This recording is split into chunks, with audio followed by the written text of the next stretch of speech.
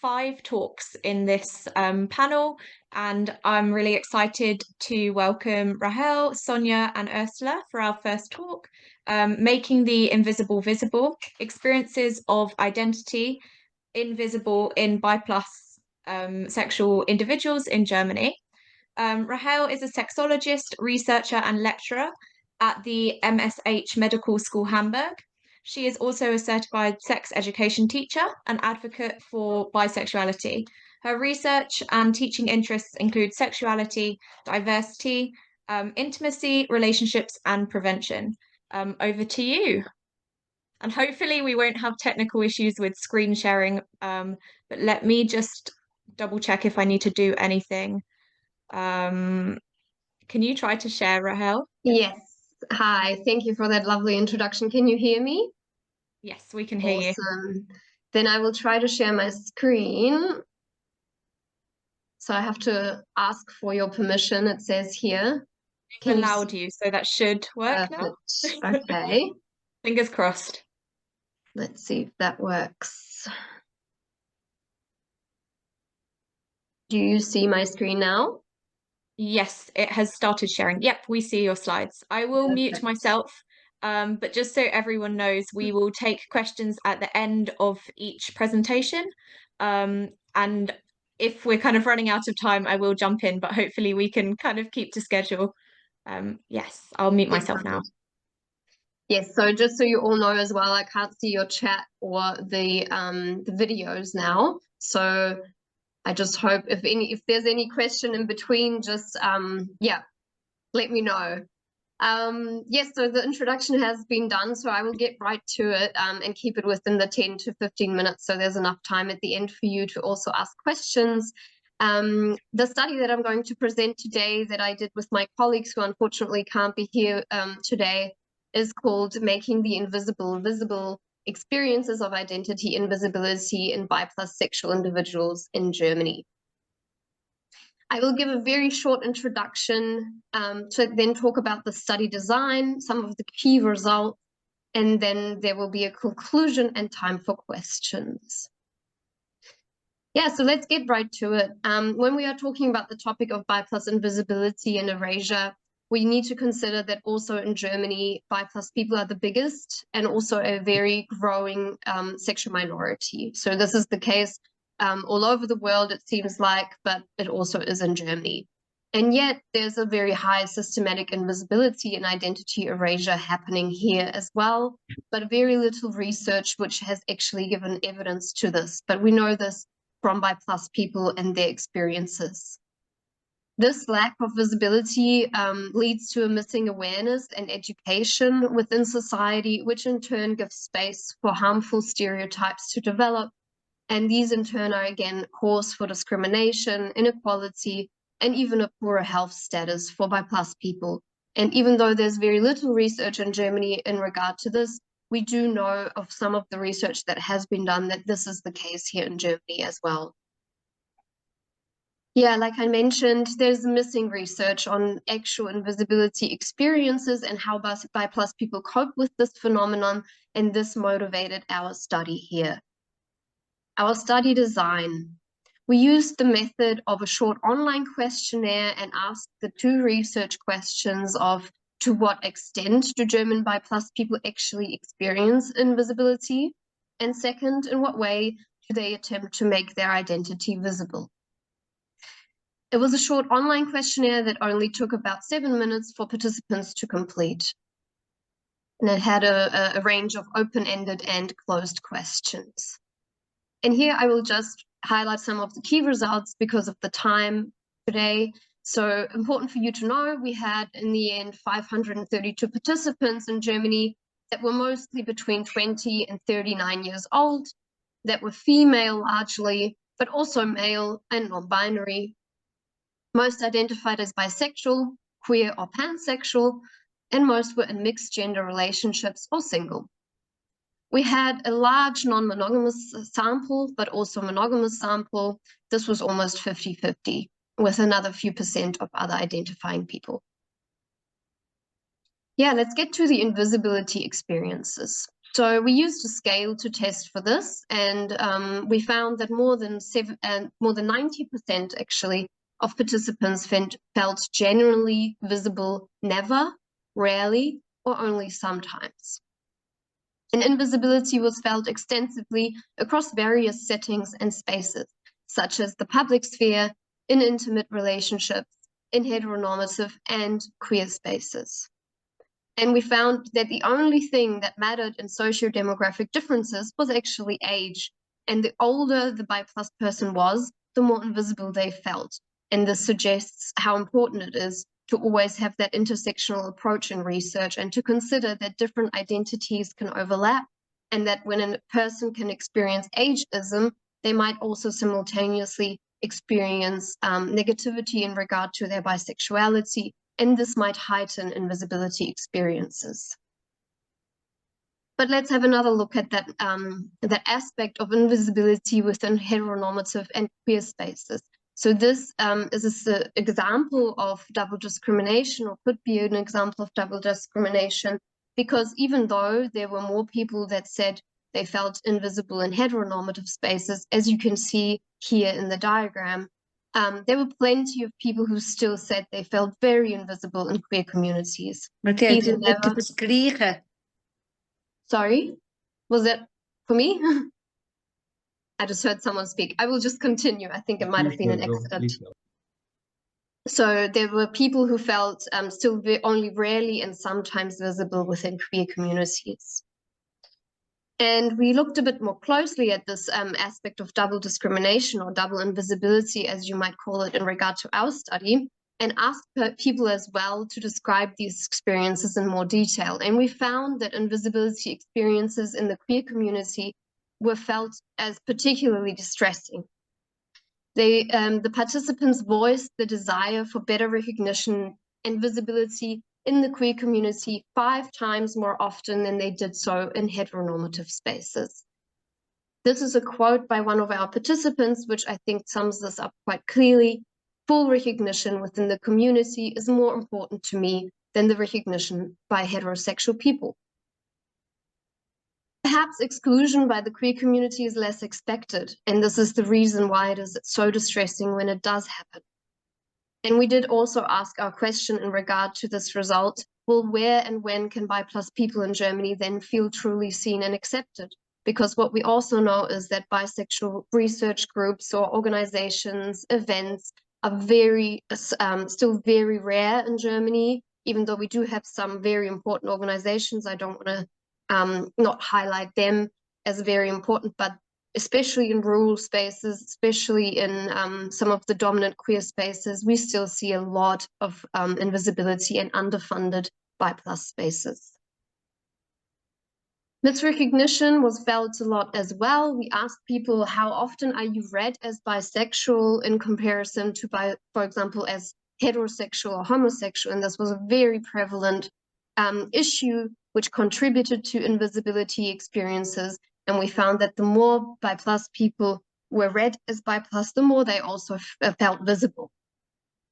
And this highlights the importance of correct recognition as bi+ and the negative consequences of constantly being misinterpreted as either hetero or homosexual. As Julia Shaw earlier mentioned, that an experience which often happens because people read the gender of a partner, and then they think that people are hetero or homosexual and don't even leave an option to consider that those people at hand might be bi+. The advantages of visibility were actually also felt among most of our participants, and this shows the possibility of how visibility is a very complex topic and can come with positive and negative aspects, because being very visible in your queer identity can also lead to potential discrimination. And even though lots of participants said that they also saw advantages to being invisible because of this, the vast majority still wished for more visibility, 71%. And this showed that there might be a sense of prioritization of visibility versus protection against discrimination. And this shows a very high resilience among bi+ people amid invisibility experiences. To answer our second research question, so to see what strategies do people use or what do they do to make themselves actively visible, we actually used a scale that was already used in previous research by De Villa et al. In 2021. They found through various interviews and also through some quantitative research that bi+ people tend to use 5 main strategies to actively make themselves visible. One was direct communication. So, for example, directly telling people that you're bi+. The second was indirect communication, sharing topics pertaining to general LGBTQ+ issues on social media, for example. Third, community engagement, such as attending social events or meetings specifically for bi+ people, or advocates specifically for bi+ causes, such as our conference today, I guess. And the fourth, public behavioral displays, such as showing affection to others in a way with people of more than one sex or gender, so that people will think you're bi+. And the fifth big strategy was gender-based visual displays, such as dressing in a way that people will think you're bi+, such as more masculine, more feminine, more androgynous, so kind of playing with those gender stereotypes. The list actually contained 21 different items, and you will find that in our publication, the link I will show you at the end of this presentation. And so we asked how often do people use these strategies, and 532 participants, all of our participants, actually used at least one of those strategies to actively make themselves visible. This shows that the use of those strategies is common here in Germany, and most used multiple and a diverse array of strategies in combination. We found that direct and indirect communication were used most often, followed by community engagement, public behavioral displays, and gender-based visual displays. Not all of the strategies were similarly effective in actually reducing invisibility in practice. We found that actually direct communication and community engagement were the two most effective. One important result that I want to highlight last is that we found that direct and indirect communication were actually used at the exact same frequency. There was no significant statistical difference in the use of these strategies. And we thought about why this might be the case. Another result was that the more advantages on visibility bi+ people feel, the less often they also use direct communication. And so in combination of these two results, we suggest that perhaps more subtle strategies are used by bi+ people to first test the waters. What I mean with this is that bi+ people might be in certain settings or surrounded by certain people and might not feel safe to be open about their bi+ sexuality. And so they may first use indirect communication to test whether this is a safe space. And then when they get confirmation from the setting or from the people around them, to confirm they can now take the step to use direct communication and be completely open, then they may follow up using that strategy. So this shows, and other research has also shown this, that the setting influences how safe bi+ people feel about being open about their bi+ sexuality. And it also suggests that that bi+ people have to go through constant disclosure management, and this can be considered as stressful, even though I would say we will have more research on this to really answer how stressful this might be. In conclusion, invisibility experiences in Germany are widespread, especially among older bi+ people or bi+ people above 30 in this case. The wish for more and better visibility, particularly in queer settings, is large, and bi+ people do develop strategies to make themselves more visible despite potential discrimination experiences. This shows a high resilience amid invisibility experiences, and we do have to consider the effectiveness of each strategy in reducing invisibility differs. Increasing bi+ visibility is central to bi+ activism here in Germany and of great importance to bi+ people in Germany. We now have time for your questions, and I will just leave this open because here you can follow the link or take a photo of my details and also of the details of the journal article so that you can delve deeper into the material if you wish to do so. Thank you so much for listening. Thank you so much. Does anyone have any questions about that wonderful presentation? You can either pop them in the chat or you can unmute yourself and ask your question, whatever is easiest for you.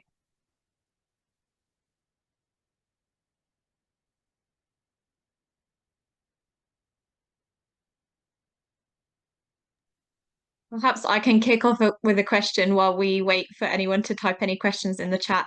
I wanted to ask about the next steps for your research. I think it's amazing what you've done so far, and I'm wondering what you're planning for, let's say, the next year or the next research project that you're planning.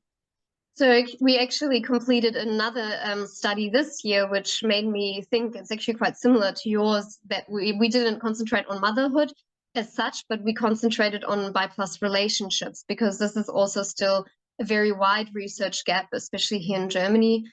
So we conducted a huge study on bi+ relationships, and we plan to publicize that next year. We're just still in the time of using the data to yes, find combinations of different experiences. And so this is our project that we're currently working on, and then from next year onwards we will concentrate in a more detailed way on non-monogamous people in bi+ relationships, because we see a very large amount of people who are non-monogamous. And we want to find out why it is so identity affirming to so many bi+ people to live non-monogamous relationships. So this is our plan for the future. That sounds amazing, so interesting, and really important to have that research specifically about relationships. I completely agree. Yeah. It's such an important topic. I can see there's a couple of questions in the chat. Anna is asking if there are any similar research projects happening in Sweden or Serbia, if anyone knows about that. I don't know of any. Sorry. Maybe you could be the first person to do one, Anna. And then we also have a question. Can you share how you acquired your study participants? Yes. So we acquired it through random collection of participants. We designed flyers, which we put all over cities in Germany, from train stations to specific queer spaces to just lampposts or whatever. So we used a lot of flyers, but we also used online recruitment. So we had advertising through bi+ organizations which are present on Instagram or Facebook. We did a lot of recruitment online and found a lot of participants through there as well, which probably is a reason, for example, why we found that we had more or less middle-aged participants and less so older participants in our sample. So this might also be considered a small limitation.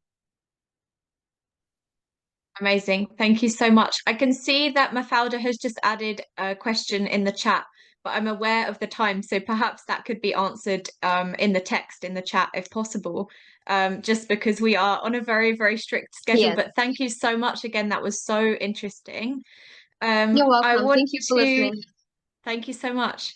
I want to invite Laura Grob next to speak about Bisexual Erasure, Invisibility and Discourse Production, the UN Human Rights Committee's Insistence on Mononormativity.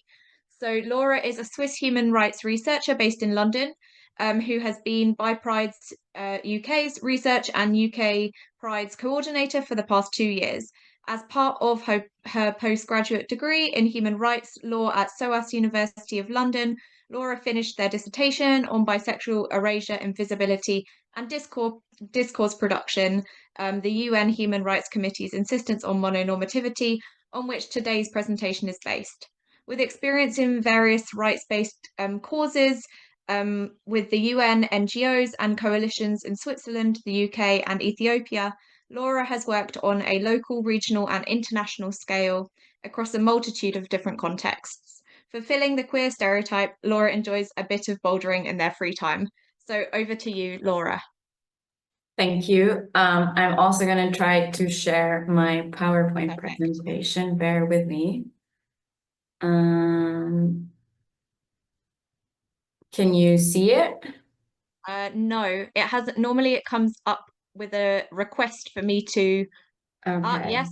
No, yes. It's gone through. That's perfect. Thank you. 1 second now. Sorry. Just cool. Yes, so hi everyone. Thank you for attending this presentation on the UN Human Rights Committee's approach to bisexuality. As it has been mentioned, the findings are part of my dissertation, which I submitted 2 years ago, but they have been updated for today with more recent data until August 24. And just a quick look at the outline for today. I will briefly introduce the topic and clarify some of the terms, and then dive into the substantive part of this presentation and draw a conclusion before I then open the floor to some questions. All right, so bisexuality has been a topic studied in a variety of disciplines since the 1970s as a historically and structurally marginalized sexuality in the West, but it has mostly been absent in international human rights law scholarship. And then in the same way, international human rights law has progressively been more sensitive to sexual orientation and to the need to break down the LGBTI acronym to address group-specific needs, such as those of transgender and intersex individuals. But again, bisexuality has largely been left unaddressed in that context. That's why I wanted to close that scholarship gap and examine how, in what context, and to what extent the UN Human Rights Committee, as one of the most influential human rights bodies globally, addresses bisexuality in its legal outputs. But what is the UN Human Rights Committee? So it's the committee attached to the International Covenant on Civil and Political Rights, in short ICCPR, which is an international contract to which countries commit themselves. And the committee has been created to make sure those countries implement the ICCPR as they are supposed to. There are 3 main ways in which the committee does its monitoring job. So that's through individual communications, concluding observations, and general comments. And while I've analyzed a total of 243 documents issued by the committee, I will only focus on a few exemplary cases today. However, before we continue, I want to make sure we're on the same page with what I understand by bisexuality. I use the term in its broadest sense possible. Firstly, because on a very practical level, that's the only plurisexuality that the committee has ever referred to. And secondly, in the broader context of bisexual erasure, I was curious to find out how plurisexuality is dealt with by an international human rights body. So now let's actually have a look at the substantive issue. In its earlier outputs on sexual orientation, the committee didn't mention bisexuality at all. However, instead of leaving an implicit possibility for sexualities beyond homo versus heterosexuality, it produced all non-heterosexual individuals, which in theory could include bisexuals, as automatically homosexual, and all non-homosexual individuals as heterosexual, and then establishing these 2 terms as mutually exclusive. In practice, this looks like in Hertzberg versus Finland, where we've got the Finnish penal code, which refers to behavior between persons of the same sex, which again, in theory, could include people who identify as something else than homosexual. And then there's the committee referring to that same issue, but naming it homosexual behavior. So effectively, it assigns homosexuality to all individuals engaging in same-sex behavior. That same narrative has been applied in reverse by attributing heterosexuality to all different sex acts, behavior, and relationships. So it's in these early cases that the committee has cemented a binary or mononormative understanding of sexuality and therefore laid the foundation for bisexual erasure. In more recent outputs, the committee has started to include bisexuality as part of the LGBTI acronym, which we could assume indicates some increased awareness of diversity of sexuality. But while the committee has been able to imagine and even name bisexuality as at least one sexuality beyond the binary, it shuts that possibility right back down by actively pushing bisexuality into either homosexuality or heterosexuality. And I'm going to demonstrate how it has done that through 3 examples. First, just like in Hertzberg versus Finland, the committee has lumped together all sexualities under the homosexual label in cases as recent as 2022. Only this time at hand, the issue at hand explicitly concerned all LGBT individuals. So we went from no visibility of bisexuality to an active erasure. And then secondly, in the case of MI versus Sweden, in which a lesbian claims that her deportation from Sweden violates the ICCPR, the committee uses the LGBT acronym for the first time ever in its case law. However, in that same paragraph, the committee also affirms that the Bangladeshi law forbidding same-sex acts reinforces a general climate of homophobia. It repeats that exact same logic in a lot of its concluding observations and in one of its most recent cases in 2023. So even though the committee has acknowledged the existence of bisexuality by using the LGBTI acronym, it falls back into pushing the B under the homosexual umbrella, denying bisexuality an independent existence.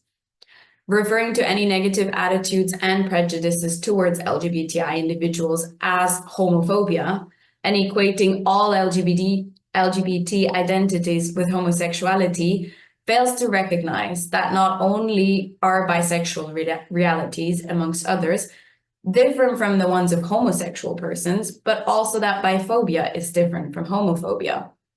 Bisexual individuals do not only face discrimination because of a perceived homosexual part, but also because of their identification as bisexual specifically. So, for example, when we talk about the stereotypes of being greedy or hypersexual or confused, stigmas that have all been linked to the prevalence of sexual assault against bisexual women, the increased likelihood of mental health issues, and a lower likelihood of perceived fitness for parenthood. So these realities remain completely unaddressed and unremedied if bisexuals are understood as homosexual. And finally, let's have a look at a case in which actually bisexuality itself plays a central role. In MB versus Canada, a potential rights violation is at hand due to MB's pending deportation from Canada. Even though MB consistently refers to himself as bisexual, the committee notes in its first footnote that MB was unable to clarify whether he is in fact bisexual or homosexual. And so what is troubling about this observation is that the committee seems preoccupied with uncovering the author's real sexual identity, which apparently simply cannot be bisexuality. And by insisting MB's sexuality is unclear, the committee reproduces that stereotype of bisexual individuals being confused about their sexuality and the idea that there's simply no truth to be found in bisexuality. Particularly in asylum-related cases, this is a highly dangerous narrative to reinforce, given that research has shown bisexual asylum seekers are less likely to be granted asylum, exactly because they aren't considered gay enough to justify their claim. But before we come to an end, I want to have a look at if there's some hope for the future. Because in an attempt to be more inclusive of cultural context and personal labeling and identification, there has been a shift in terminology towards the description of characteristics such as sexual orientation, same sex, and different sex. It is through this phrasing that the heterosexual homosexual binary is supposed to be de-centered, leaving room for other possibilities. And the committee has adopted this terminology, for example, in the asylum-related case X versus Sweden, in which X's bisexuality remains unchallenged. But while Sweden uses homosexuality and bisexuality interchangeably throughout the whole case, again, leaving that impression that there's just no difference between the two of them, the committee doesn't repeat that same narrative and instead uses sexual orientation to refer to X's bisexuality and the risk of persecution he might face. Generally speaking, the committee has used this more inclusive language more persistently in its concluding observations in 2024, even without a single slip so far, and in 2 of its most recent cases. So maybe there is some hope for increasing bisexual awareness. But even so, it has also been demonstrated by the human rights scholar Matthew Waits that these more inclusive terms continue to be interpreted based on that historical binary of homo and heterosexuality, which has been exclusionary of bisexuality. And the vast amount of evidence from today are just a case in point. So to break down this presentation's rather scary title, regardless of whether bisexuality is not at all, only nominally, or even substantively included in the committee's output, it has been erased and made invisible by the creation of a narrative in which bisexual individuals are pushed into either homosexual or heterosexual identities and realities. The committee has done that through applying and at the same time consolidating that Western binary or mononormative understanding of sexuality, which has resulted in the impossibility for bisexuals to be seen as independent subjects under the ICCPR. As a consequence, to this date, the particular realities of bisexual individuals remain fully unaddressed. The committee hasn't issued a single recommendation or observation on bisexuality specifically. And what is more, instead of remedying discrimination against bisexuals, as it is set out to do, the committee has actually assisted in upholding its causes. Thank you for choosing to listen in today, and the floor is open for questions now.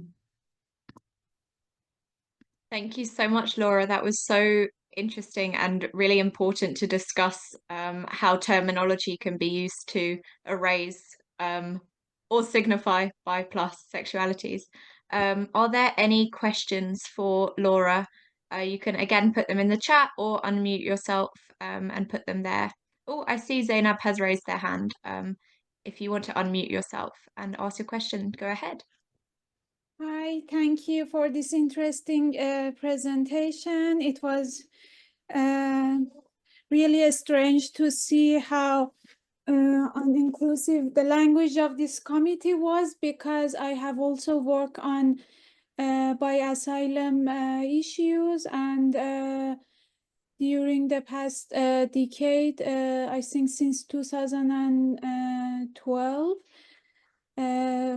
UNHCR guidelines specifically mention bisexuality and biphobia, and they have clear recommendation to their officers about how to recognize biphobia and how to avoid it.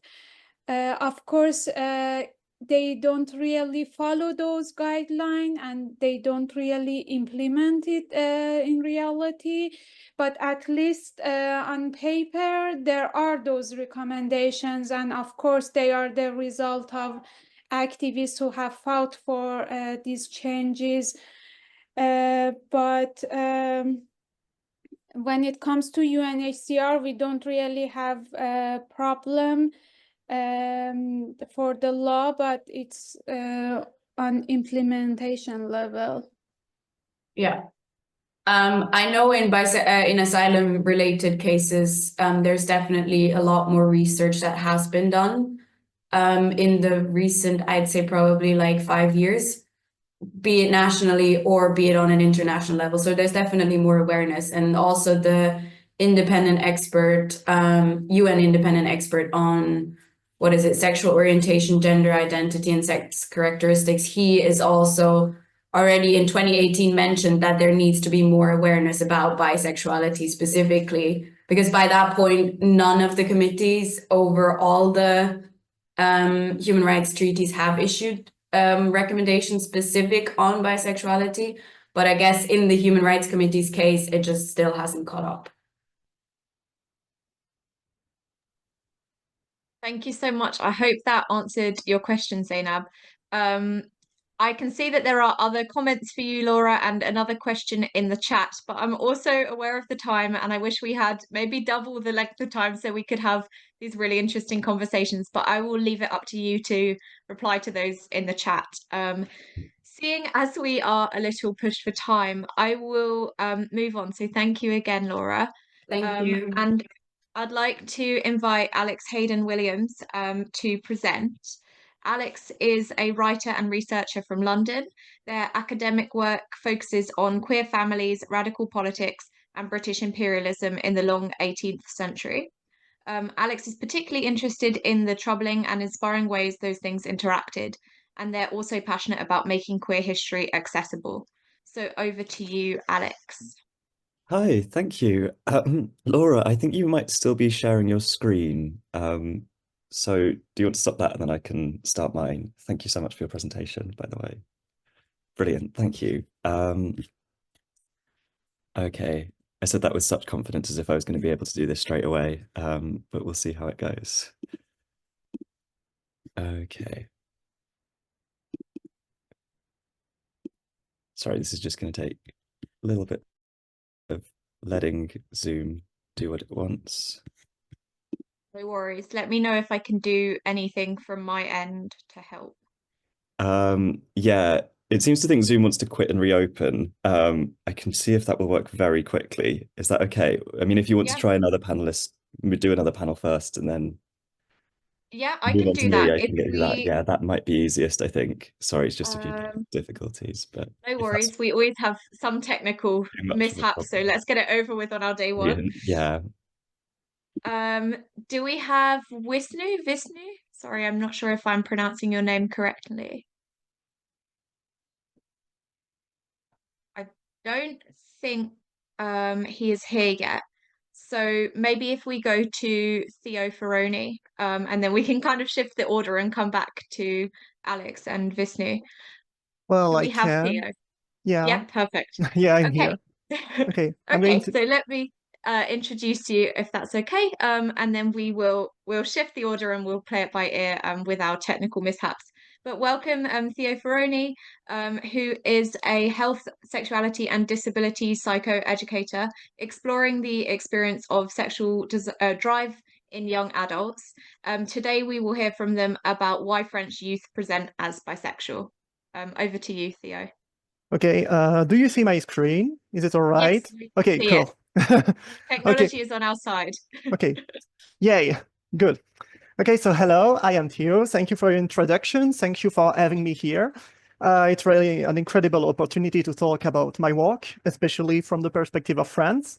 As you may know, French people have a difficulty with accents and words. I am no exception, so I'm very sorry in advance if my words are a little mixed sometimes. But the title that I've chosen for my presentation is voluntarily a little provocative, because it is reflecting the experiences that I'm going to talk about today. So without further ado, I'm going to introduce how I came to this topic, which is that in 2019, a French polling institute, the IFOP, surveyed a curious phenomenon. When asked about their sexuality, 10.4 people who were attracted to more than one gender, they said they were attracted to more than one gender. The question was very explicit. Only 4.8 people per % of people said they were bisexual, and the rest was still heterosexual in their eyes. Even thought, they say, yeah, I am attracted to more than one gender. And it's something that struck me immediately for years now. And I wanted to answer the question, why would they still not identify with bisexuality if they say that they are attracted to more than one gender? Is this a matter of discrimination? Is this a matter of definition? Is this a matter of not feeling safe as a LGBT person in general? So I wanted to see by making them talk about it. When I got into my studies 2 years ago and I had to work on a master's thesis, I wanted to work on bisexuality and more importantly on what definitions meant for people and how they came to look for different ways to present themselves. So I went from a life course perspective, which is I interrogated people on their lives on the reason they decide to go through X or Y definition and choices in their lives. And I worked in the sociology field since I was studying sociology. And most importantly, I had a very important stop at Boudon's good reasons, which is the fact that people do things because they think they are in the right. They have good reasons to do whatever they do. So it's not nonsense or absurdity, or they're not counterproductive. So I wanted to show, or more exactly verify, if people really had good reasons to say they were not bisexual, or whatever terms they could choose.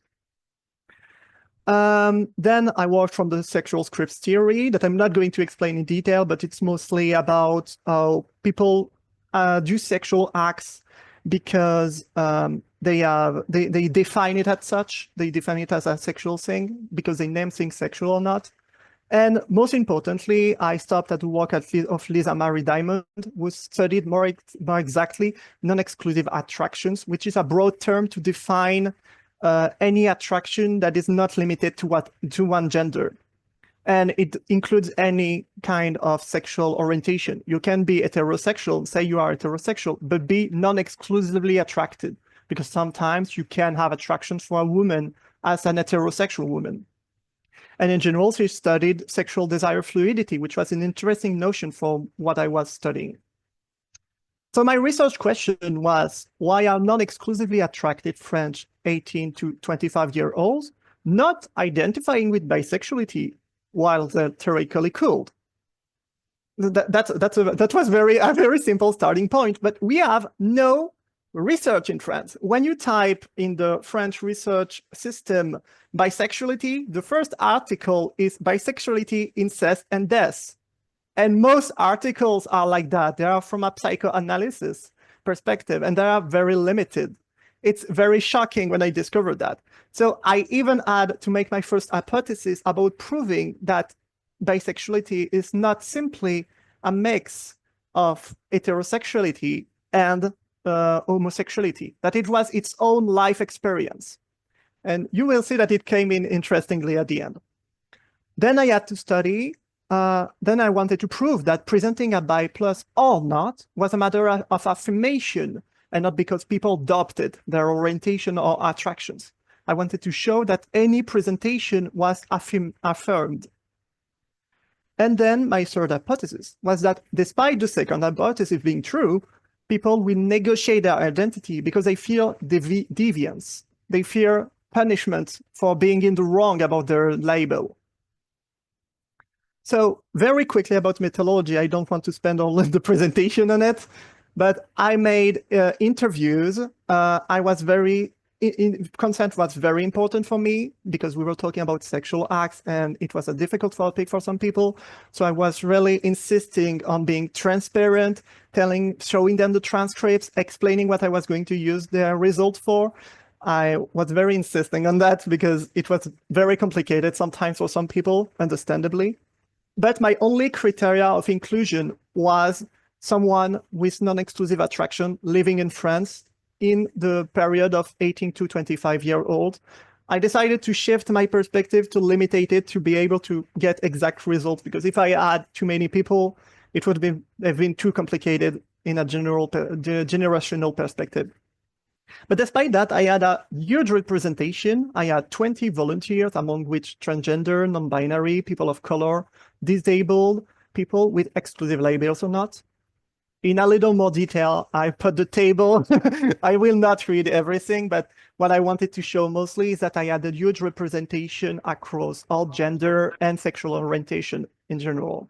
I had a good mix, and most importantly, very interestingly, I had half of my sample was transgender, and it was something I did not expect at first, but it helped showing the differences and the intersectionality of it all. So about my first hypothesis, well, it was about the fact that we had, oh my God, you see my cursor? I just noticed. Yeah, okay. But yeah, we have the first hypothesis, which is about a unique desire and more precisely a unique life course. So more interestingly, I have found very different experiences of sexual desire.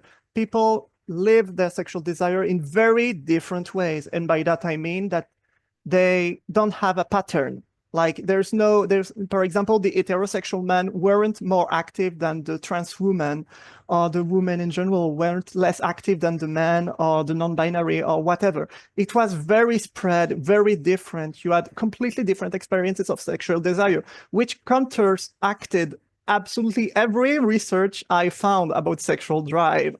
There was no tendency at all.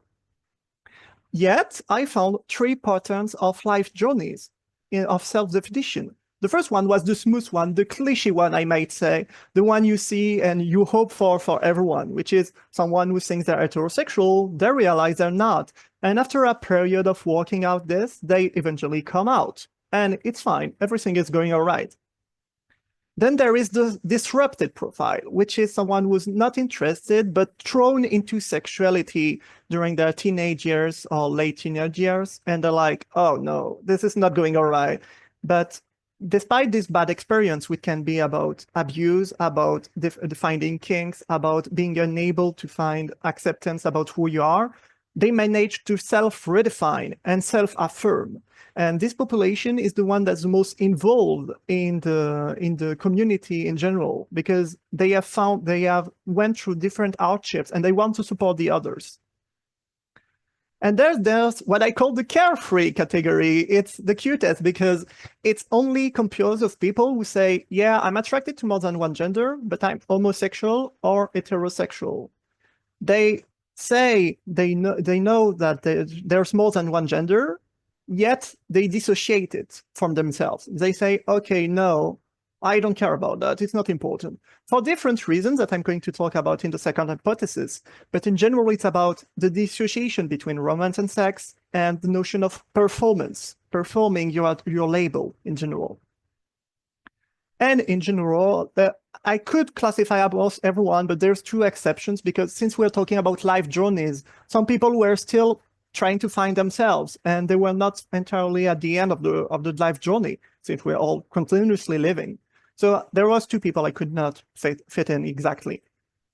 But what I wanted to show in tie with my first hypothesis is that the third profile can only be found in non-exclusively attracted people.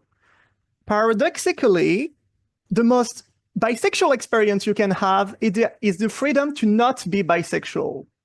It's a very funny conclusion I reached, because when you think about it, you could find the smooth and disrupted experiences in the profile, in the homosexual or heterosexual category in regards to any sexual journey. But the carefree category is only able when you are able to choose how you present, to choose how you talk about your sexuality, to be able to self-affirm without having to affirm in every direction. I managed to say it.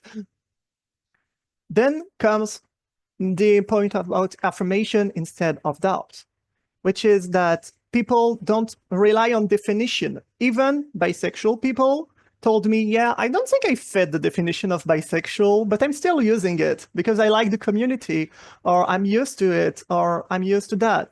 And even people who didn't define as bisexual told me, oh, well, I think I am, but honestly, I don't want to use it. Sexual orientation is a social tool.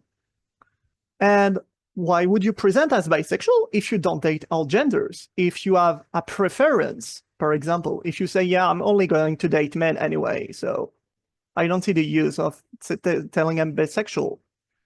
If you are asexual, for example, why would you say you're bisexual if in general you are not going to have a relationship for any reason?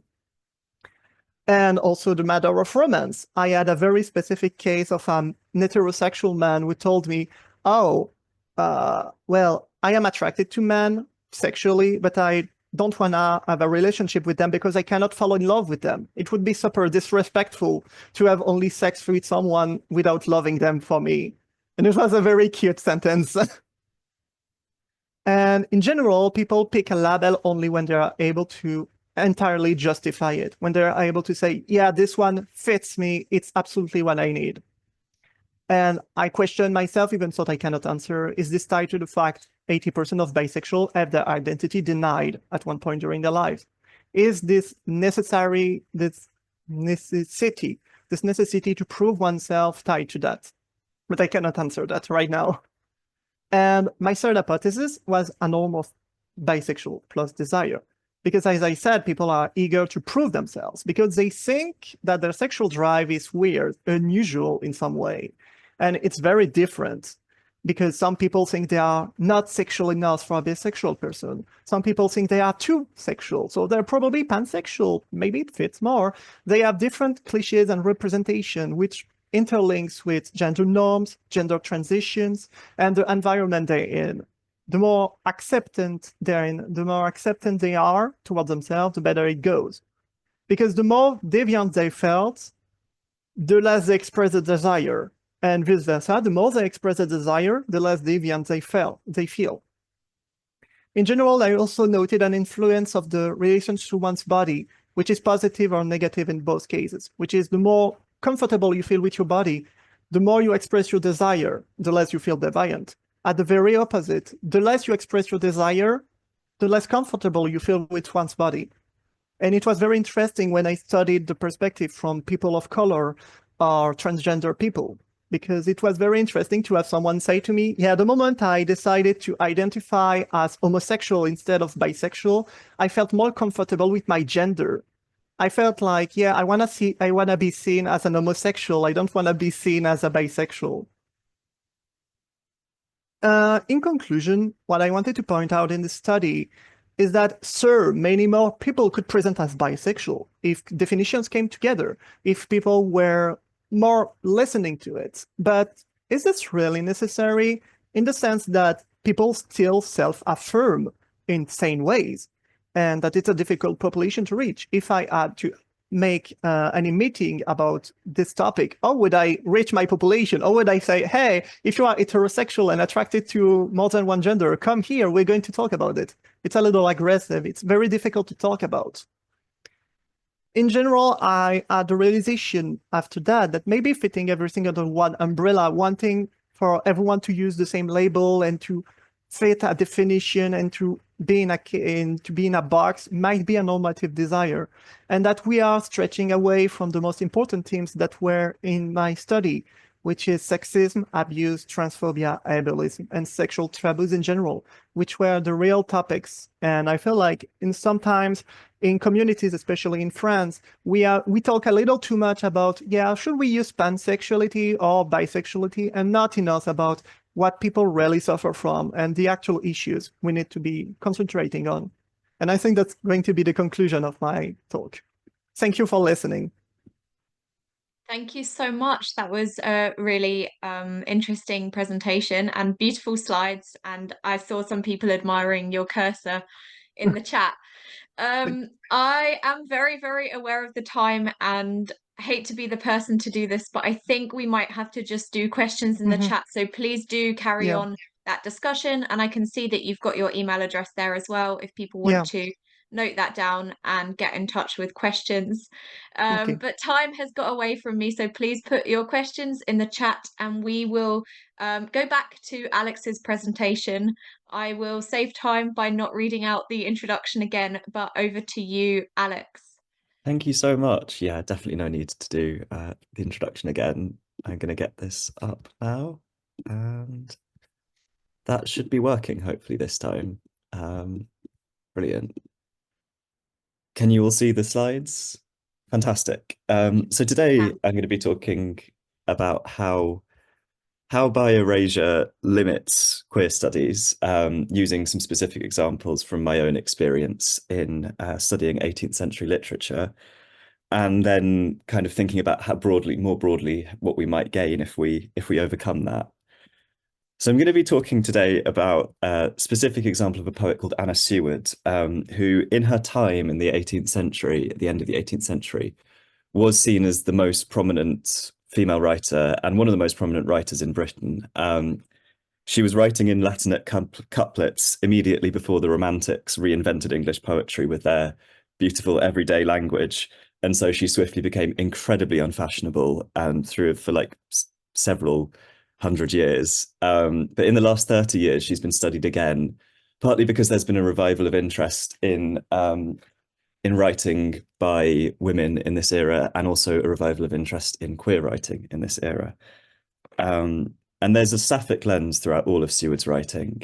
This is a letter she wrote. She wrote a huge amount of letters that she published on seeing the Chevalier d'Eon, who was a trans woman French spy in 18th century London fence. And you see here, she talks about how she seems to have a noble, independent, as well as intrepid mind. And she's particularly fascinated by the muscular strength and activity of her large frame. Every time she reports something, she's always got this sapphic lens looking at form and at beauty. And this is a particularly beautiful one, I think, because it's in an era when the chevalier and transfemininity generally were quite often disdained and mocked. So it's a lovely bit of evidence of sapphic attraction to trans women in the era. Another famous poem she wrote that's been studied a lot is a poem called Llangollen Vale, which is a tribute to her friends, the ladies of Llangollen, who were a sapphic couple that lived together in rural Wales. Here you see she talks about friendship and vestal lustre and kind of virginal language as quite a modesty topos, which she had to do in the era. But then she talks in that bottom line about how the peerless twain pant for coy nature's charms. And it has this very physical language that had otherwise disappeared from women's tributes to other women by about the middle of the 18th century. There's clearly something going on here. She's always focusing on faces and on bodies and on panting, especially when she writes about women. The kind of archetypal example of this is her sonnets to Honora Sneyd, who was her close companion through her teenage years and her early 20s. This is a sonnet she wrote to her, among one of loads of sonnets she wrote to her, imagining how she'd feel if Honora ever left her, which is a way to write about her feelings, again, a kind of modesty. And she talks about how she could not learn to my struggling heart to tear from thy loved form that through my memory strays. I don't think anyone needs me to explain here how queer all of this is. But the troubling thing about Seward, I think, is that she wasn't famous for this queer poetry in her era. She was famous for her imperial writing. She wrote elegies that made her incredibly famous in 1780 and 1781 to Captain James Cook, who you might know, one of the worst people of the 18th century, colonizer. He discovered Australia in very big scare quotes, and was then killed when trying to abduct a Hawaiian king. She also wrote an elegy to Major John Andre, who was a British soldier who spied on George Washington's army and was executed there in the American War of Independence. And by writing these poems, she sort of cleared grief from the national consciousness. That was how she saw her role and how other people saw it. And she allowed these very messy deaths that were necessary for Britain to continue its project of imperial expansion to be kind of forgotten and overwritten with these stylized legends of them as very romantic heroes that endures to this day, I think, and especially in the case of Cook, unfortunately. And they're kind of incorporated into this British imperial national myth. So you might be wondering what that has to do. She was also a horrendous white supremacist. She's a very complicated figure, very bad gay, as in podcast in the great book by Hugh Lemmy and Ben Miller put it. She had these horrifying evil views on enslavement, which I'm not going to read aloud. But you might wonder what that has to do with bi-erasure. So academic writing on Seward has really focused either on her queerness as part of a wider study. You see that with Lillian Faderman's book in 1981, which was the first book to really reclaim her as a queer ancestor, and then more recent books, including Susan Lanza's brilliant Sexuality of History. But those haven't focused on her role in national culture. They've really focused on her queerness and the biographical facts of her life. And the books on her role in national culture have done some pretty bad bi-erasure, starting with Teresa Barnard's biography, which was the only biography of her, which means that no book-length study has ever mentioned, rather not even focused on, mentioned Seward's queerness. So this is a quote from Teresa Barnard, who talks about how Seward couldn't have been attracted to Honora Sneyd or to any other women because she had relationships with men. That is literally her thesis. Full stop. She also, has all these things where she talks about 21st century values of sexuality, even though at the time Sapphic, as you see in this diary entry from Hester Piozzi, who was a literary host and writer, Sapphic was a term that was in use in the 18th century and was actually quite commonly used. And that bi-erasure by Barnard has unfortunately led scholars like Claudia Kairoff, who writes an otherwise absolutely brilliant book about Seward as a bridge between the 18th century and the Romantics, to conclude that poems like Llangollen Vale are not about queer desire, even though there is really no other explanation for any of this stuff. They come up with bizarre ones. And it means that there's been no significant study of how Seward's importance in national culture at the time and in the British Empire effectively interacted with her queerness. You see this by erasure even in the queer writing on her. Lillian Faderman kind of negates her attraction to men completely. And it's a classic case of, you know, what Julie Hartman says in a Journal of Bisexuality article about how there's no room for those who may not fit into heterosexual or homosexual in society. So this is what I tried to study during my master's research, which I did at the English department in Oxford, where they have very lofty ambitions on equality and diversity, as you see in this text here. But it's not the only way this policy fails, but I think the level of kind of monosexism I encountered both in the kind of formal study aspects and in my life around the formal study aspects was pretty significant.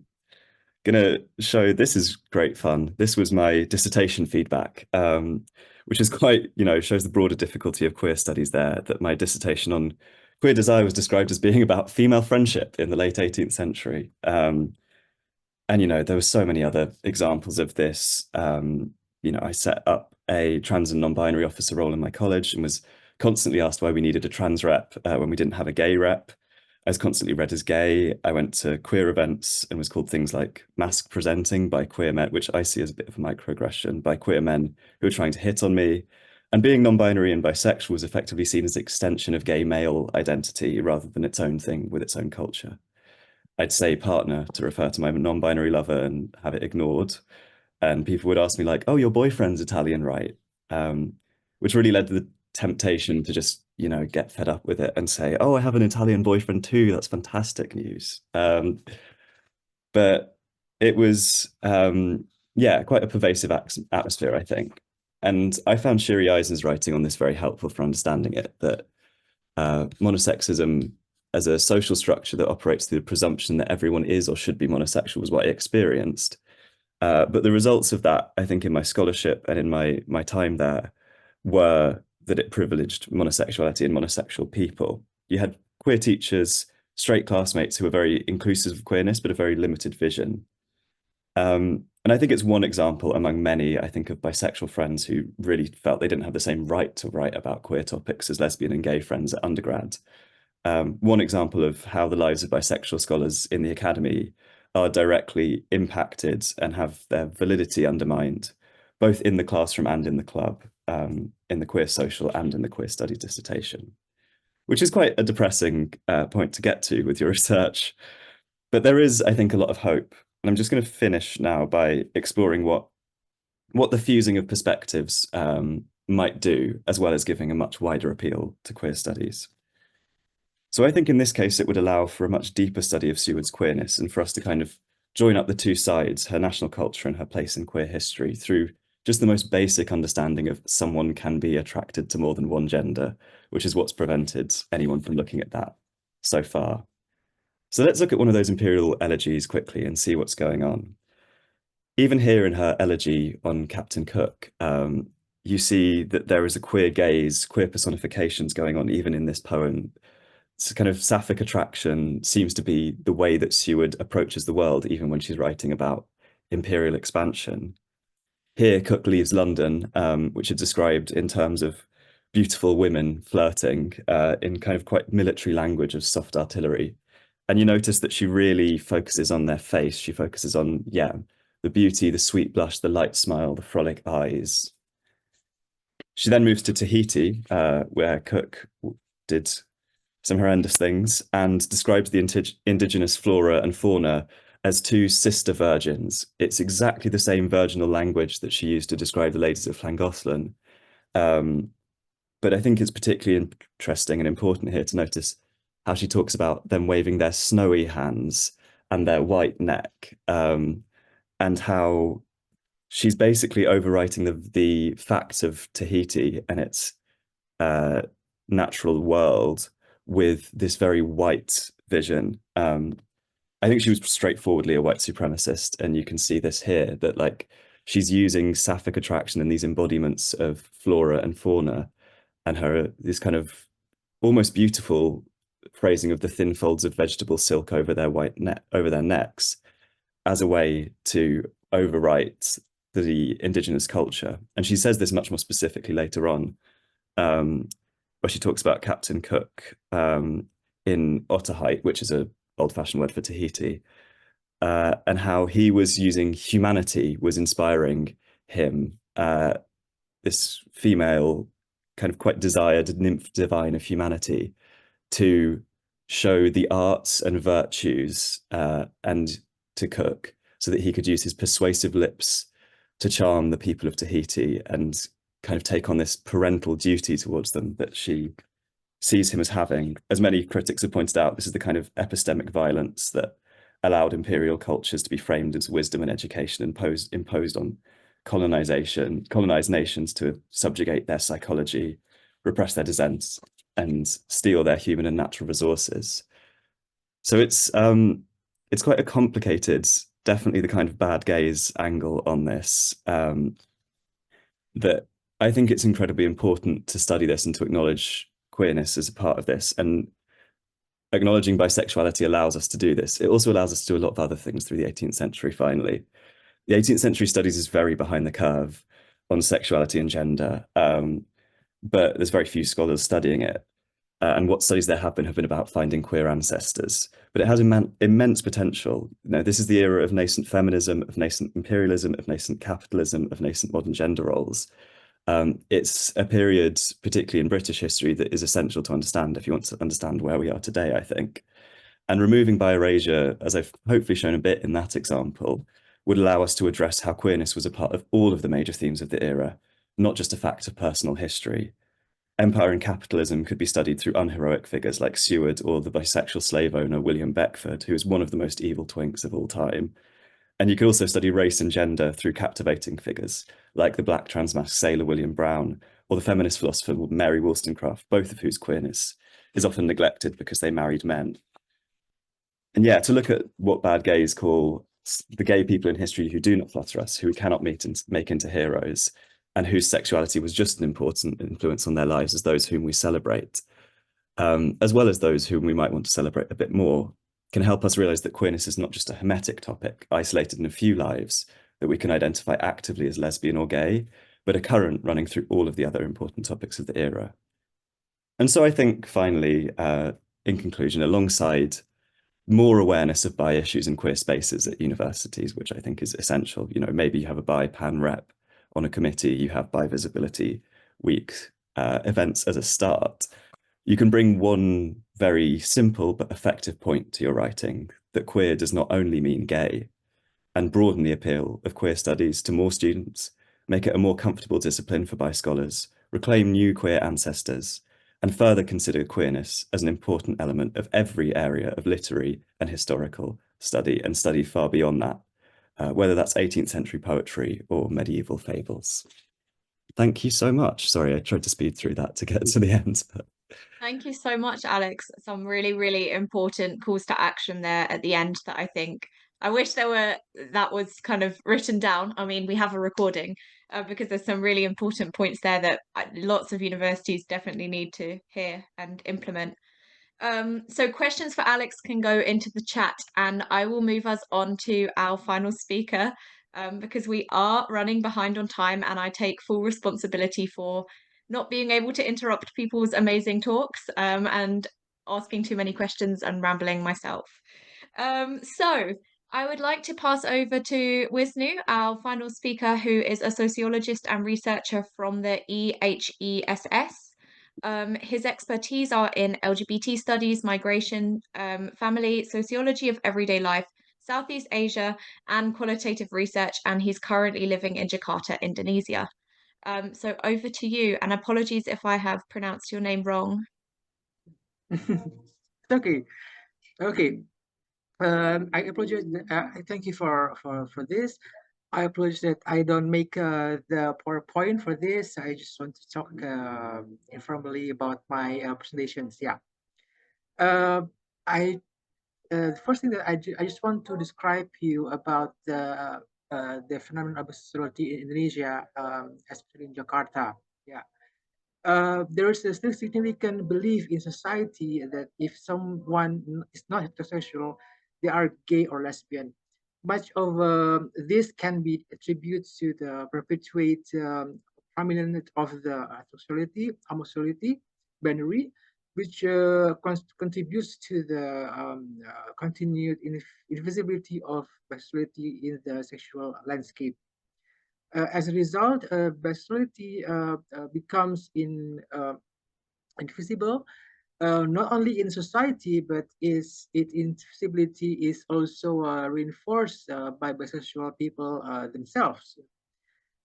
This paper will discuss the phenomenon of bisexuality in Indonesia, which is still very rarely resourced by gender and sexuality studies in Indonesia.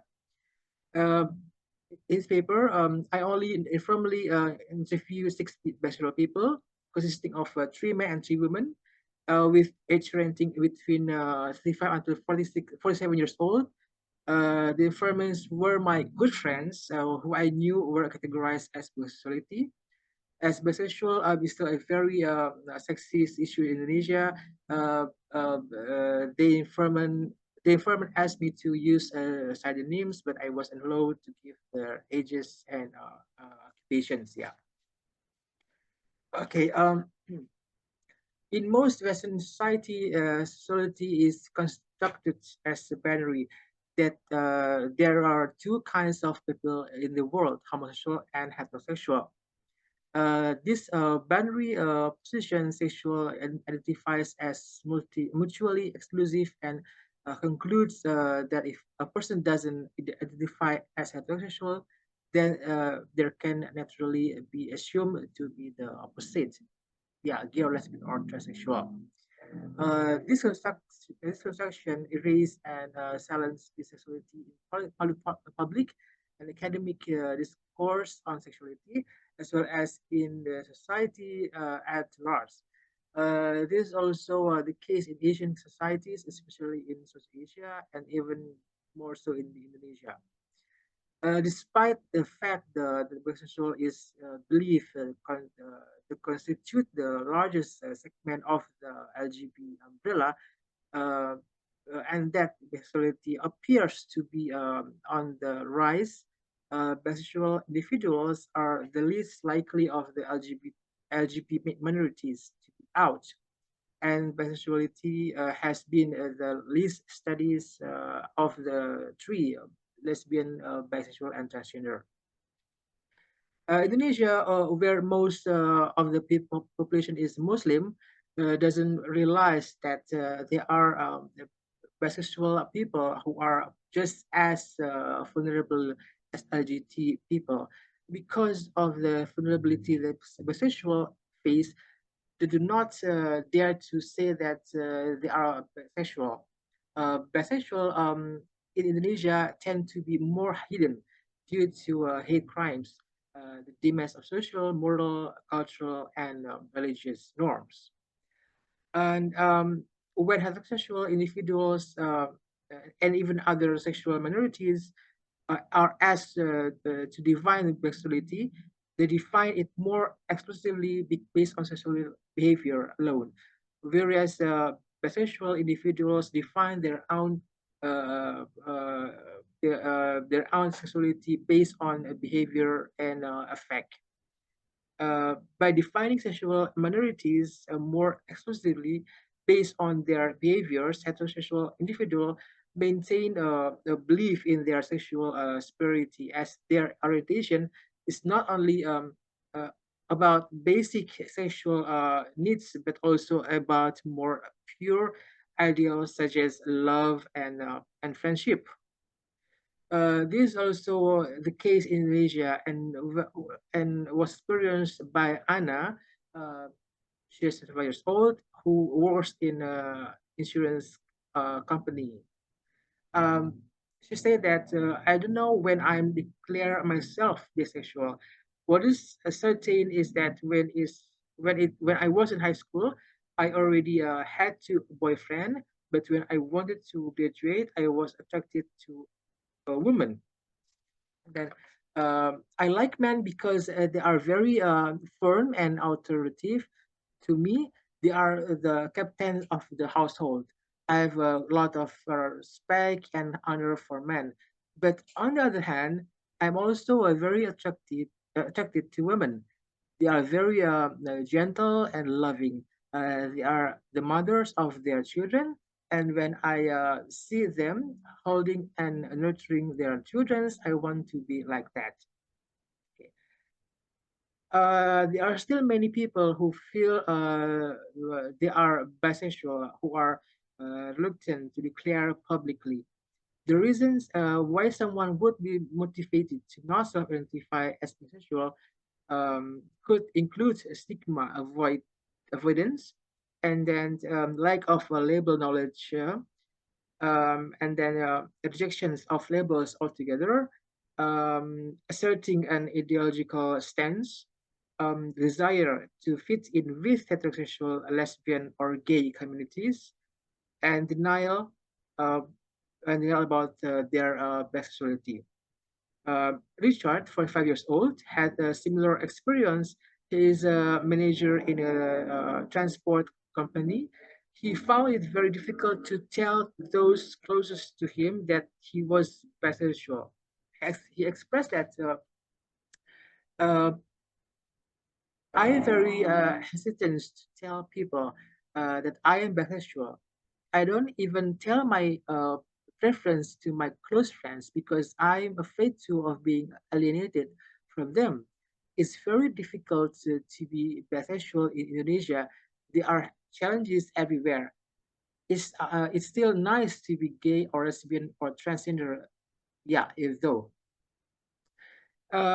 Recently influenced by the gay and lesbian movement, the focus has shifted from pathologizing homosexuality to investigate it as a cultural phenomenon. Although this study has contributed to knowledge about homosexual, it has not increased knowledge about bisexual. Binary categorization that omit bisexuality result in the lack of findings on homosexuality, as well as a lack of information on a wide range of sexual behaviors. Inspired by the gay lesbian movement, many bisexual people have begun to assert their distinct identities, and empirical resource has emerged to study bisexual women and men and trace the development of bisexuality and disease.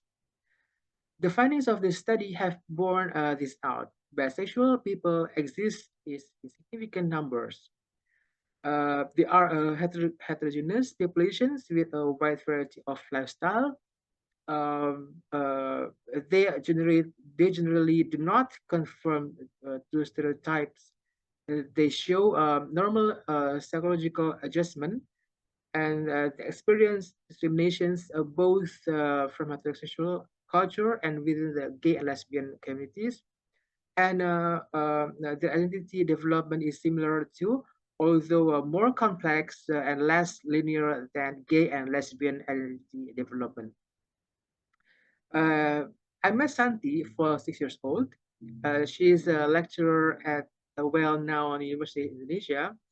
She said that it's true that the bisexual community in Indonesia, especially in Jakarta, is influenced by the LGBT movement. Though the bisexual community is affected by the LGBT movement, I don't see any bisexual group gathering like LGBT groups do. If we do gatherings, then we will be labeled as crazy because we like both men and women. We are always asked to choose between a man or a woman as our partner. For bisexual, dichotomy and fluidity are beneficial because they can relate to two genders at once. This allows bisexual to behave as they should, not like a woman to a gay man and not like a man to a woman. In difference to these conditions, I still can say and his colleague addressed male sexuality with their famous statement. Kinsey said that males do not represent two discrete populations, heterosexual and homosexual. Statement is not to be divided into sheep and goats. Not all things are blacks, nor all things white. It is a fundamental of taxonomy that naturally deals with discrete categories. Only the human mind invents categories and tries to force facts into separate pigeon holes. Therefore, the dichotomy within the realm of sex and gender cannot be seen as boundaries, but the dichotomy of sex and gender is dynamic and fluid. About this dichotomy and fluidity, I deliberately engaged in a conversation with a bisexual working in an international NGO. Devi, her name, 40 years old. She said that I totally agree with Kinsey's statement. Indeed, we live in this world with not only two orientations, but many. When I was studying in Australia, I was already a bisexual. I had an Australian girlfriend and an Australian boyfriend. We are fluid, and if you say we live in two different dichotomies, we admit it. We live in male bodies and female bodies, but the dichotomy that we have is fluid. We live in a male body, but our dichotomy is also gay, so we are not solely male and vice versa. Fluid construction of sexuality indicate that bisexual identities and those who identity as bisexual are absent from the sexual landscape. They're invisible in society at large as well as within the LGBTIQ community. Absent from discussion of sexuality in mainstream media and popular culture, and significantly underrepresented in popular construction of sexuality, religions, and family. This invisibility operates through three main mechanisms: the silencing of bisexual voices, the labeling of bisexual individuals as gay, lesbian, or heterosexual, and the subsuming of bisexual under the LGBTIQ or queer umbrella. Invisibility also stems from the many internalized assimilating strategies used by bisexual people themselves, such as masquerading as heterosexual or gay to avoid B negativity. Bisexuality voices are absent in many spheres of everyday life. This is not because bisexuality doesn't exist, but because of specific and deliberate technique used to erase and silence bisexuality. In mainstream media and popular culture, there is still a considerable absence of bisexuality. The last 2 decades have seen in a considerable shift in the representation of gay men, lesbian women, and to a lesser extent, trans people. Representation of bisexuality in mainstream popular cultural have not increased to the same degree. If character is bisexual, this is often erased by denying that the character is bisexual. This occurs because individuals and characters rarely, if ever, identifies as specifically bisexual, and label bisexual is seldom used. The absence of bisexuality also occurs outside popular culture. When sex education programs around the world are heteronormative, and many specifically exclude LGBTIQ issues. However, even if LGBTIQ materials are included, there is still a tendency to focus only on gay and lesbian issues and exclude other non-heterosexual identities. The absence of bisexuality in education also extends to broader education materials such as a textbook and course notes. that is the kind of thing that for 6 years old Henricus regrets. I met Henricus at his home when he was organizing a small party for his niece. He said that that's what I'm not happy about, not only in Indonesia, but also around the world. We, bisexual, are not considering anything. So instead of being bullied, it's better to keep quiet. We are the ones who feel the pleasure of two bodies. In the books we studied, where is there any talk about bisexual? Everything is about gays, lesbian, and transgender. Then why is there is a B in LGBT? It's not fair. We keep quiet. Silence for bisexual is the key. And then the appropriation of bisexual people as other sexual identities also happens with real life individuals. Appropriating bisexual characters and real life individuals as lesbian, gay, or heterosexual based on same sex or other sex behavior or relationship renders bisexuality invisible on the sexual landscape. It also strengthens the power of the male, female, and heterosexual, homosexual boundaries, making gay and straight the only available relations types. Another invisibility stigma that bisexual face is the problem of assimilation. Yeah, because the heterosexual, homosexual boundary posits that the only valid sexual identities are heterosexual and homosexual. Anyone who doesn't fit into these categories is considered to be conflicted about their true sexual identity. As a result, bisexuality is invalidated as a legitimate, stable sexual identity. The power of boundary thinking about sexuality means that bisexual people face rejection from both the wider society as well as the sexual minority communities.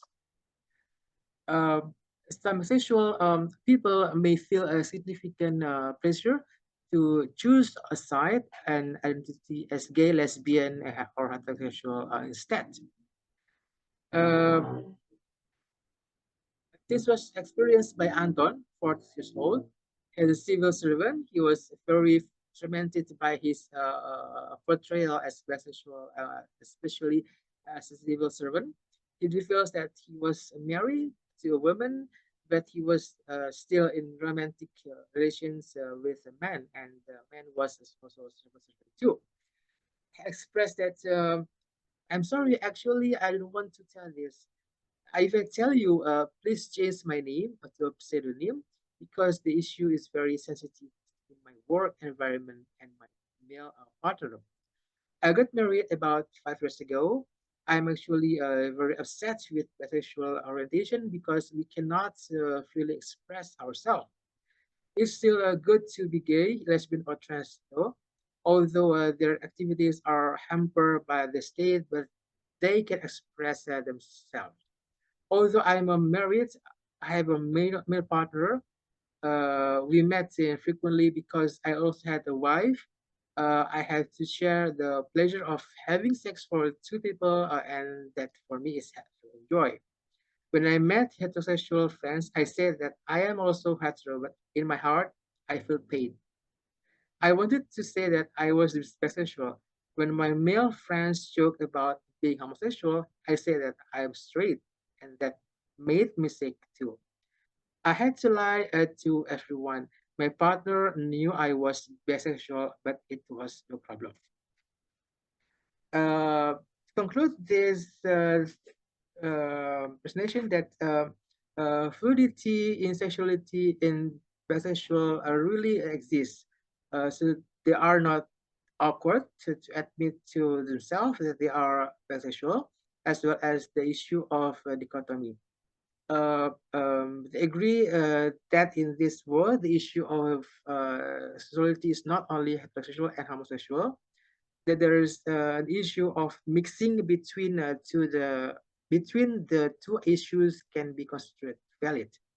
However, their acknowledgement to the outside world cannot be considered encouraging, as bisexual in Indonesia still keep their identities hidden even when they hang out with people with gay or lesbian sexual preferences.